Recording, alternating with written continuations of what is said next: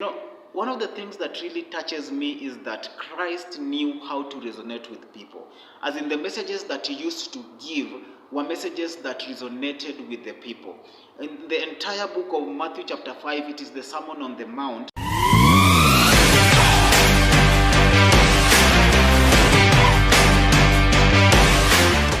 It talks about different things that people can resonate with. One of the things that he talks about is the salt. I mean, these people used to have salt wherever they used to be in their homes. They used to have what we call lamps, okay?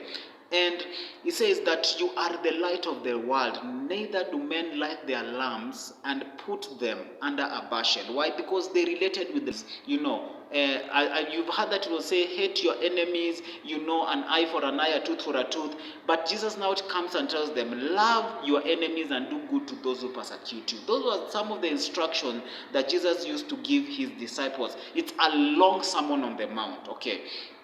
And that's the thing I love about Christ, that Christ Jesus was able to resonate with people. And that's the reason why he had these parables. There's the parable of the sower where he talked to farmers.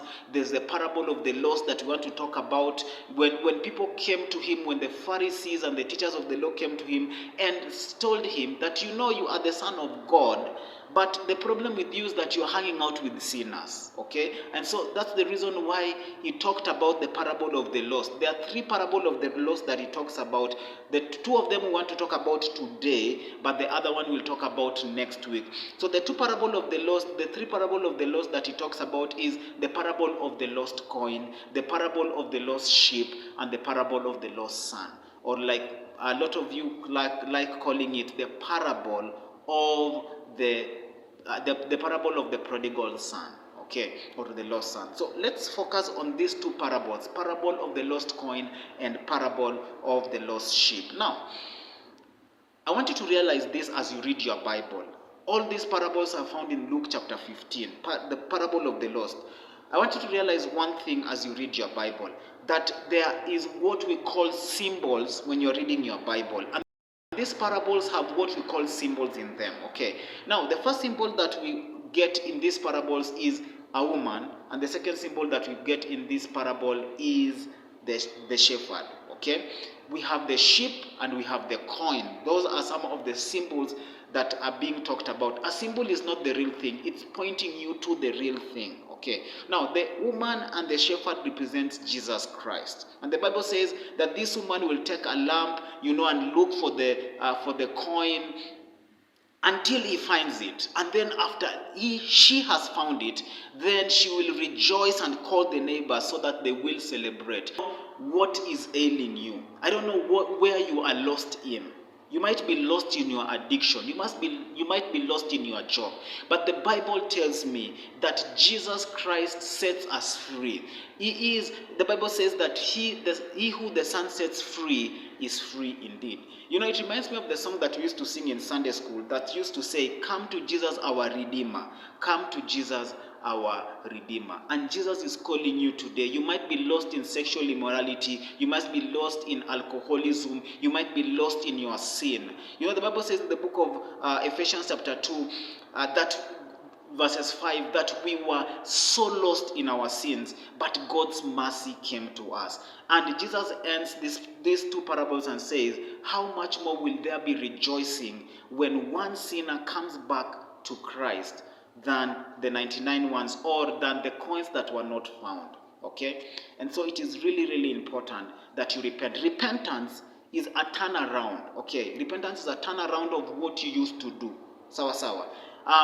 It's a change of direction. You don't repent every day, okay? When you have changed direction, you have literally changed your direction, okay? And so repent of your sins. Come to Christ. The Bible says in the book of Acts, Romans, call upon the name of the Lord and you shall be saved. So run to Jesus, come to him, and your life will never be the same again.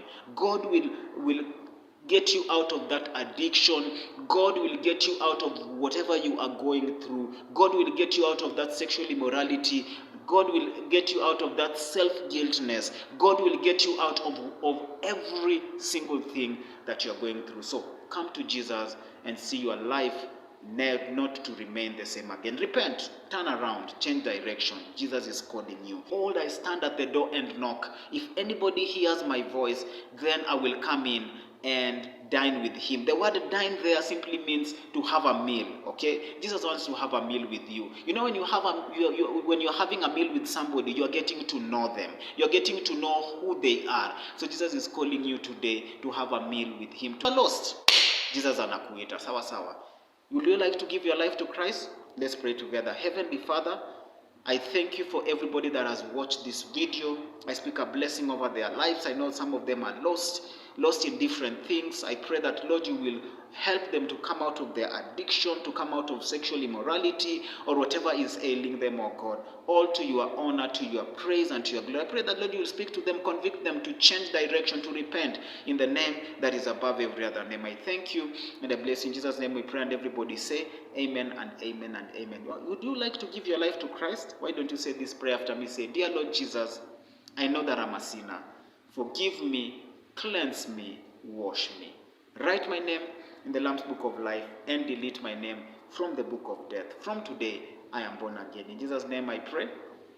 And everybody say amen and amen and amen and amen. Thank you for your support, man.